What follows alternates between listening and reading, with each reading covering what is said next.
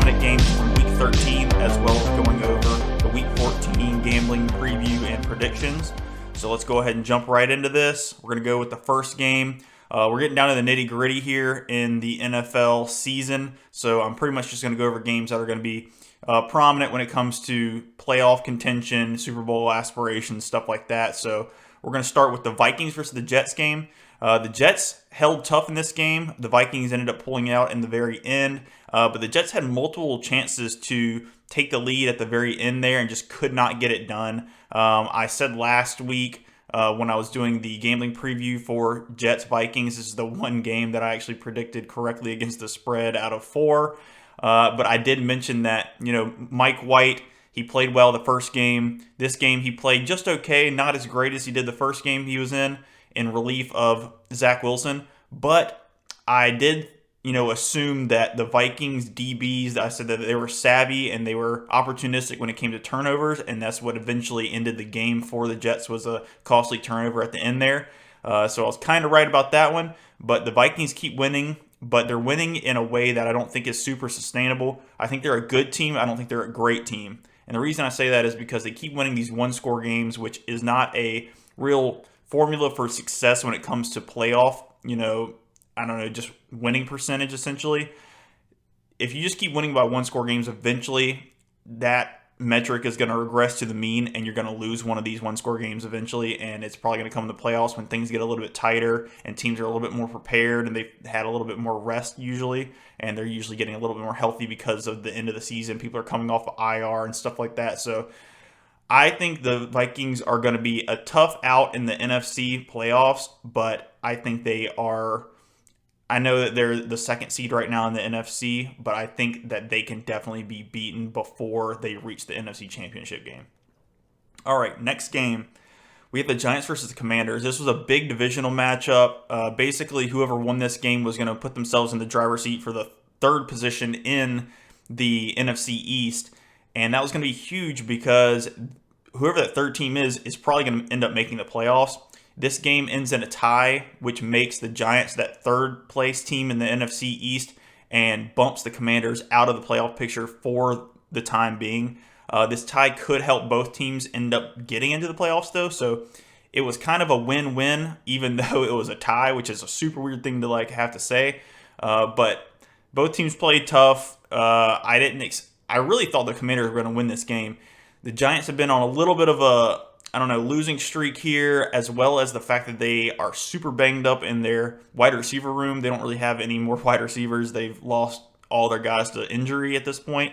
The only people that are left is really like Darius Slayton and Richie James. Their tight ends are decent, but then they really got to run their offense through Daniel Jones' legs. A little bit of the passing game with Saquon Barkley mixed in, and obviously Saquon Barkley in the run game. And the Commanders, they really wanted to get this one under their belt because that would have been huge for their playoff aspirations. But they tie it, obviously. They're still in contention to still make the playoffs. It just depends on what happens with some of the other teams coming down the pipe. And that's pretty much it. Next game, Eagles versus Titans. This game right here, for me as an Eagles fan, gave me the most confidence going forward that the Eagles can make the Super Bowl and can potentially win the Super Bowl. This was a tough game coming in. I mean, I know the Titans were coming into the link on this, in this specific matchup. But man, the Titans are a tough team. They're usually a team that bullies teams. They're very physical. They usually drag you into the mud, make you play their type of football game, which is run, defense, just be super physical, obviously, like I already said. But the Eagles bullied the bully in this matchup. It was incredible. The Eagles have shown the ability to look at what team they're facing and make a game script appropriate, which essentially just means, like last game against the Packers, they knew, all right, the Packers' run defense is a little susceptible. Let's run the ball on them. And they ran for the most rushing yards in the history, since 1948. So basically, since they've been recording it, they ran for the most rushing yards there, which was impressive. And then in this game, they looked at the game and said, the Titans are a tough run defense. Their secondary is a little bit vulnerable. And so we're going to pass the ball here. And Jalen Hurts and A.J. Brown and Devontae Smith answered the bell. and they passed all over them, and they had a huge day passing the ball. And so it really puts a lot of confidence in me as a fan that I can go into a game and say, if this other team on defense or on offense, whatever, has a weakness, the Eagles are going to exploit it. And that is a good feeling as a fan when it comes down to you trust the coaching staff to make the right decisions and make the right play calls and the players to execute said play calls. So it's really impressive. The Eagles smoked the Titans. I was not expecting this. I really thought the Titans were going to hang really tough in this one because their run game is so good with Derrick Henry, obviously. But Eagles completely stifled him in this game, which is a huge thing for them because the last few weeks their run defense has been very suspect. So if they're cleaning that up, they got the Giants on the schedule next, and they have, that's a tall task with Saquon Barkley. So if they're really stopping the run like this, and Daniel Jones, that offense with the least amount of weapons they have had all season, it's going to be a tough task for the Giants to win that game against the Eagles. But you never know. It's a division matchup, so it's wild. Next game, we have the Seahawks versus the Rams. Man, the Rams played super tough in this game. I did not expect them to come out and really put up this much of a fight. They were without, obviously, Matthew Stafford, who went on IR with a spinal cord injury, which is very unfortunate. Hopefully he's going to be okay and be able to literally return to the NFL at some point. Then they're without Cooper Kupp, obviously. He's on IR. They were without Aaron Donald. They were without they're without Allen Robinson as well. They were without pretty much all their big-time weapons other than Jalen Ramsey. He's the last man standing there when it comes to star players on that offense or defense, really.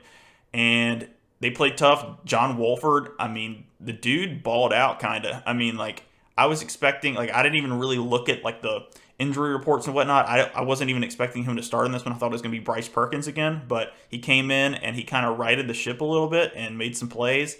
And like I said, hung tough in this matchup. The Seahawks eventually got the job done. Geno Smith had another very good game. And that offense, I think, is good enough to really scare somebody in the playoffs if they can sneak in. And they do now have a chance to potentially take the NFC West from the 49ers if they end up slipping up because of the Jimmy G injury. And we'll get to that in a little bit. But Seahawks get a big win here against a division rival. And they move on, and man, like I said, they're going to be a pain in the butt. Their defense is a little bit lackluster, but when it comes to teams you would rather not face when it comes to the playoffs, I think they're one of the teams that you would rather not have to play, obviously. Next game, 49ers versus the Dolphins. This is the game, obviously, where Jimmy G went out relatively early, broke his foot. We got the news later on. And that's very unfortunate for the 49ers because obviously they had Super Bowl aspirations, and they probably still should because Brock Purdy came right in there, and he was pretty good. Sorry, that was low-hanging fruit. Had to do it. He got the job done. He really did. He just was able to execute that offense. Kyle Shanahan, even when there's been Kyle Shanahan has so much experience with backup QBs in his career as a head coach. When it comes to the days of Nick Mullins and C.J. Beathard, he's done this whole thing with the backup QB. Trey Lance was in there. Then Jimmy G was in there. He has, the experience with having to throw in, just a random guy into the lineup at quarterback and still get the job done. So they can still make some noise. I don't know how much, faith you put into technically a third-string QB when it comes to, full-blown Super Bowl aspirations at this point in time. But if anybody in the NFL, I trust Kyle Shanahan to figure things out and make things a little bit easier on Brock Purdy. Keep running the ball effectively with Christian McCaffrey. Throw the ball to him. Get the ball out of Brock Purdy's hands as much as possible. Get it to your playmakers like Deebo Samuel and Brandon Ayuk and George Kittle. They're all safety blanket type players, so it can still work for sure. But the 49ers, let's get back to that game specifically. The 49ers smoked the Dolphins. This is the first game that the Dolphins have really been stifled on offense a little bit. And, it's, in my opinion, the first game that the Dolphins, or the Tua-led Dolphins, have ran into a defense that was legit. Tua has yet to play a good defense all season. I know, yes, he did play the Bills earlier on in the season, and they won that game.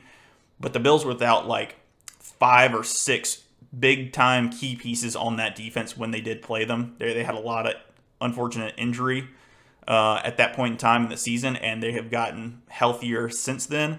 And so Tua did win that game. The Buffalo Bills are a tough defense, but usually at full health. In this game, the 49ers are pretty much at full health on defense, and it showed, and they smoked them. I mean, the Dolphins really couldn't do much. It was very impressive by the 49er defense, and man, that performance was so impressive and just such a confidence builder, I would say, for 49ers fans, based on the fact that, like, they're playing one of the best offenses in the NFL, and they just completely shut them down. That was really impressive, and it sucks that Jimmy G goes down, and they have to kind of, like, I don't know, back off some of their Super Bowl expectations at this point, because I mean they were definitely favorites in the NFC. I mean, with the Eagles and Cowboys, I think there's the only three teams, in my opinion, that can actually win the NFC at this point. And it's going to be a little bit more of a taller task, obviously, for Kyle Shanahan and that team now that Brock Purdy is the starting QB going forward. Next game, Bengals versus Chiefs. This was a huge AFC matchup, has been the last 3 years, and man, the Bengals have the Chiefs number. There was some crazy, circumstances in this game. The Travis Kelce fumble was such a key turning point in this game for them, where I think the Chiefs really had a shot to end up winning this game, but it was just a great play by Jermaine Pratt. You got to give it to the defense sometimes. You just got to tip the hat to the playmaker, and that's what happened there when he stripped that ball out of Travis Kelce's hands there. So it is what it is. Bengals win, but Bengals are up there with some of the best teams in the AFC right now. I mean, between the Bills, Dolphins, Chiefs, right there, like I said, the Bengals. I mean, there are some good teams in the AFC, and they're right there. They're peaking at the right time right now, and they're getting their players back from injury, like Jamar Chase, who had a decent game. And then they should be getting Joe Mixon back this next week. So they're getting healthier at the right time. They're hitting their offensive and defensive stride at the right time. Their defense is getting, back to normal. I think they were struggling a little bit earlier in the season, but their run defense is incredible, and their pass defense is getting there. So impressive win by the Bengals there. I still think the Chiefs should probably be the favorite in the AFC at this point, but the Bengals have their number as of late.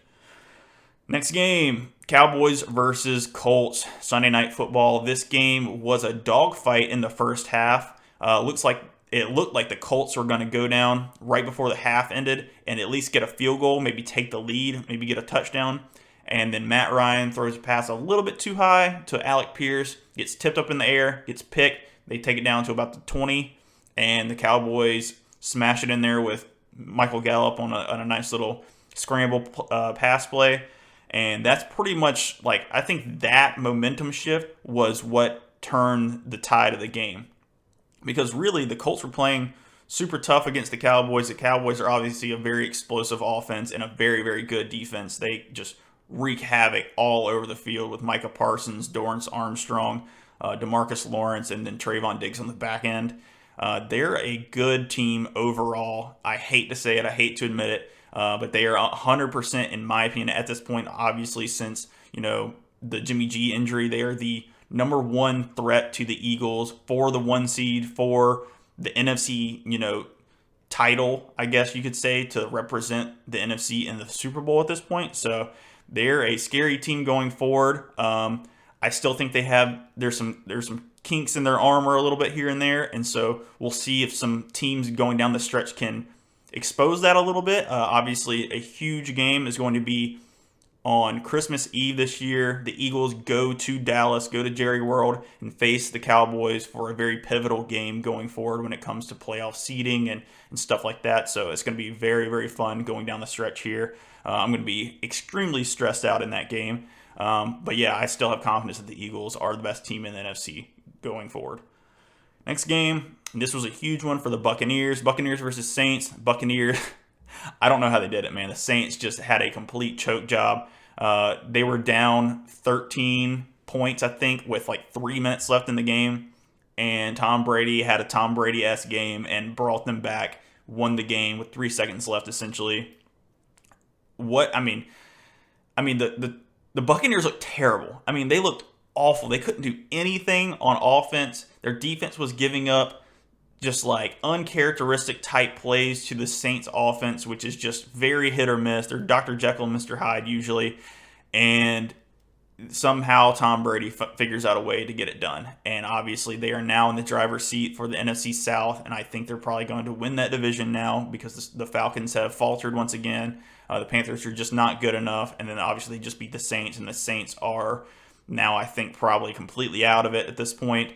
And honestly, it was awesome for me to watch considering the Eagles do own the Saints' first-round draft pick. That makes now the Eagles are the number one seed in all of football, like the best team in football, record-wise and everything like that, as well as they're going to receive, as of right this second, the number 5 overall pick in the first round from the Saints.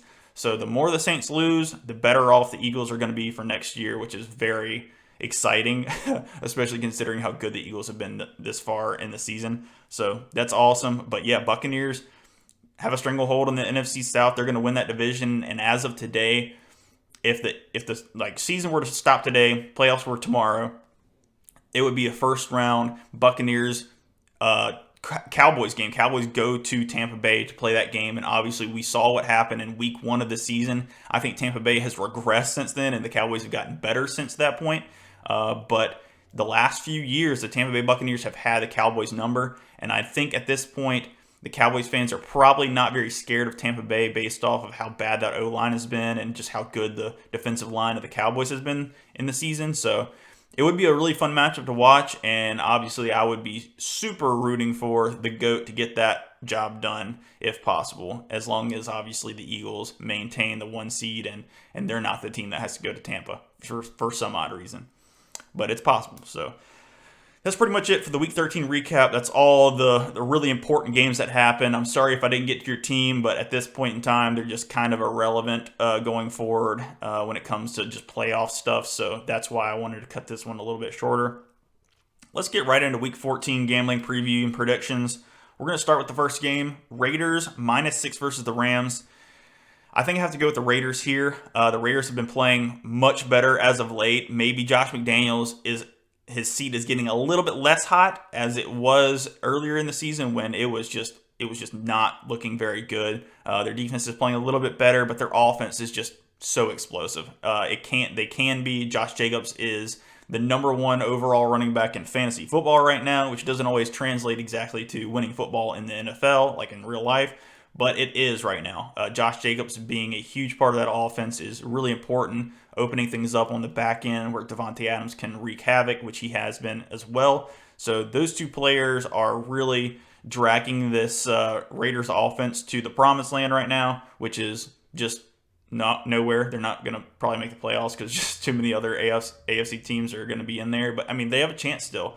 So the Raiders get a big win this past week, and I think they're probably going to end up winning against the Rams here, as they are still super banged up. But John Walford was, a feisty competitor this past week, so we'll see what happens there. But I got to take the Raiders -6 in this one. Next game, we have the Bills -9.5 versus the Jets. I think I'm going to go with the Jets here. The Bills have been surprisingly keeping games closer than they normally do. Their offense doesn't seem as explosive as it once was. Their defense is, I think, coming into form a little bit. They've gotten some players back from injury. But I think Mike White is good enough of a facilitator with all the weapons that the Jets do have that they can keep this game very close and competitive. I don't think the Jets probably end up winning this game because I just don't trust Mike White to outduel Josh Allen in this matchup, but I think they keep it close, so I'm going to have to go with the Jets and the points at 9.5. All right, Eagles -7 versus the Giants. Look, that last game against the Titans, the Eagles gave me all the confidence in the world to continue to pick them to win these games. It's just a matter of if I think they're going to win by the amount of points, and I think I am going to have to go with the Eagles in this matchup with the points at 7. The Giants, and really the only reason is the fact that the Giants' wide receiver room is just so banged up right now. I just don't know where they're going to get their explosive plays from. They're probably going to have to do a whole lot of Daniel Jones read option passing, or like throwing the ball to Saquon Barkley out of the backfield, running the ball with Saquon Barkley, running the ball with Daniel Jones himself, doing some QB stuff. So I think that's the only way they're going to be able to do that. And I think the Eagles have the manpower to kind of hone in on that specific thing and make them pass the ball. And when they do that, they're probably not going to be able to do it very effectively against a very good Eagles secondary as well, which they are banged up a little bit, so we'll see. They've been a little bit more susceptible to the pass as of late because of the injury to Avonte Maddox. He was a huge part of their secondary as a very good slot defender. So we'll see how that works out, but I think the Eagles do cover in this one.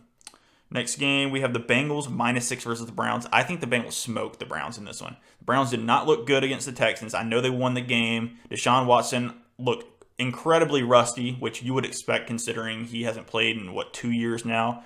And the Bengals are, like I said, peaking at the right time. Their defense is incredible right now. Their run game defense is very good, and that's obviously the strength of the Browns right now with Nick Chubb and Kareem Hunt. So I think the Bengals can really stifle the Browns offense, and the Bengals offense can absolutely expose the defense of the Browns at this point. I don't think the Browns defense is all that great right now, and Myles Garrett can still get after the quarterback, and he did the last time they played them, and the Browns won that game. But I like the direction that the Bengals are going right now. We got Lions -1.5 versus the Vikings. This is a really weird line. The fact that the Lions are favored in this, I know the Lions just won again, and people are probably expecting me to talk a little bit more about the Lions, and I am impressed by the job that Dan Campbell has been doing as of late.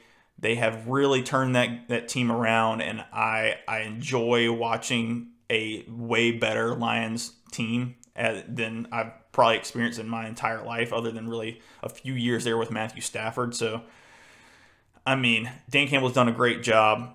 I don't see how that they're a favorite over the Vikings. I feel like it's kind of like a trap. So I'm going to have to go Vikings to the points here. If I'm getting points from the Vikings, like I know that Detroit offense can be very explosive and things like that, but the Detroit defense is still not that great. And I just don't see anybody that can cover Justin Jefferson on that defense. So I think he's going to have a huge game. I think Kirk Cousins can really get the ball out of his hands to his playmakers and get the job done there. If I'm getting points, I'm going to take it with the Vikings. Next game, Cowboys -16.5 against the Texans. This is a weird one. There's so many ways you can think about the game script and how this game's going to go. You expect the Cowboys are such a better team. I mean, they just smoked the Colts, and they're playing a Texans team that is obviously worse than the Colts, which is going to be hard for the Texans to handle. But what I'm thinking here is, normally a good team starts to blow out a team, and then they just put their starter, or they bench their starters, put in the backups, and there's a very high chance of the backdoor cover by the Texans. But man, I just feel like this Cowboys team is not like that. Obviously, against the Colts, they just kept piling on the points. They kept their starters in, and it's like they're trying to get Dak Prescott to backdoor his way into an MVP conversation. And so I can see where the Cowboys could potentially keep their starters in, even when they're smoking the Texans, and they really actually cover this spread, because if they still have Kyle Allen as the QB for the Texans, it's just that team's going nowhere. The team was going nowhere with Davis Mills as well, and obviously they're going to be in the running for a top quarterback prospect in the draft this offseason. So, man, this is a tough one. I like the Texans to potentially backdoor cover, but like I said, I don't know if the Cowboys will end up benching their starter. So, you know what? I'm going to go Cowboys and the points. That's what I'm going to do. Initially, I think I was going to go with the Texans there, but I've talked myself into the Cowboys at 16.5. Titans -4 versus the Jags. I think I have to go Titans here. They're going to be pissed off that they lost to the Eagles. The Jaguars are up and down a little bit. They just lost to the Detroit Lions by quite a bit. They were coming off a very emotional win against the Baltimore Ravens. That was an awesome win for Trevor Lawrence in that offense. But then they came back the next week and kind of crapped the bed a little bit. Trevor Lawrence got a little bit injured, so I don't know where he's going to be health-wise. And I like the fact that the Titans are going to be, like I said, kind of mad that they lost to the Eagles, and they're going to want to shove it down the Jaguars' throat. I think they're going to be able to run the ball a lot, and Derrick Henry's going to have a very good game. So I think I'll go Titans -4 there. Steelers -3 versus the Ravens. Lamar Jackson is going to be out in this game, I would assume, because they said he's going to be day-to-day / week-to-week on that knee. It's just going to see how he feels going forward. So Tyler Huntley will be the starting QB for the Baltimore Ravens. Last year, in relief of Lamar Jackson, Tyler Huntley was very, very effective, and he played very well. So I want to go with the Ravens and the points here at 3. I think the Ravens actually win this game. I don't know why. I have a weird feeling Tyler Huntley's going to go in there. The drop off between him and Lamar Jackson is not that much, and that's not an indictment on Lamar Jackson. I think that's more of a thing about just that offense and how it can be run because of the fact that Tyler Huntley can also run the ball like Lamar Jackson. Not as good, obviously, but he can do some of this very similar things as Lamar Jackson can do, throwing the ball and running the ball as well. So I have a weird feeling Ravens are going to win that ball game, so I'll take the points there, if not money line. Next game, we have Chiefs -9 versus the Broncos. I have to go Chiefs.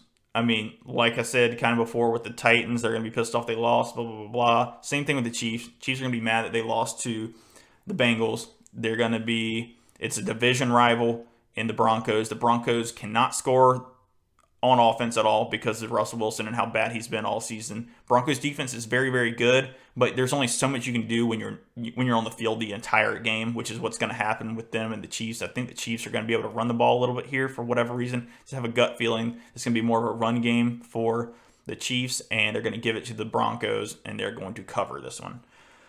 Next one, Seahawks -4.5 versus Panthers. As I was writing down these spreads, this actually changed from 4 to 4.5. So people are betting up the Seahawks. So I do like the Seahawks still at -4.5. That line may skyrocket as the week goes on. I think the Seahawks are going to smoke the Panthers. I think this is going to be one of those situations where Sam Darnold is the starter now. They have waived Baker Mayfield, so it's more of a solidified thing for Sam Darnold. He had a pretty decent game. I think this past, not obviously they were on a bye this past week. The week before he had a pretty decent game and he looked pretty good. But I feel like that's exactly when you have a little bit of confidence in Sam Darnold, that's when he completely disappoints you. So I think this game is going to be one of those Sam Darnold performances where he's going to turn the ball over quite a bit, and the Seahawks defense is going to have their way with them, and then the offense is just going to do what they do. Kenneth Walker III, I think, is probably not going to play in this game. He got I think a foot injury, if I'm not mistaken. So that's unfortunate for their offense, but they have the players, I think, to kind of supplement that, and their outside weapons are good enough to expose the Carolina Panthers, who are banged up in their secondary as well. So Seahawks -4.5, I like it there. We'll see if it continues to rise. If that's the case, then I might have to change my opinion on that, but I doubt it. And the Seahawks obviously want to keep up in that NFC West. They're going to want to continue to win these NFC matchups as well. Next game, 49ers -4 versus the Buccaneers.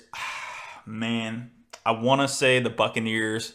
Every single time I've picked the Buccaneers to win one of these games and cover a spread, they have disappointed me. I'm always like, all right, this is the game that they get back on track and they start some momentum towards the playoffs, blah blah blah, and then they always disappoint. They almost disappointed this past week against the Saints yesterday. And it looked a little, iffy there. And obviously the 49ers defense is much better than the Saints defense, and so that's a scary proposition. But I just don't know if Brock Purdy and an entire football game with him is just really the unknown for me. So I'm going to go Buccaneers with the points here. I don't really like it. I probably won't touch it when it comes to actually doing my gambling predictions later on in the week, for my social media platforms and whatnot. So I don't know about that one, but we'll go to the next game.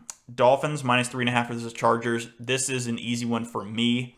I think I have to go Dolphins -3.5 here.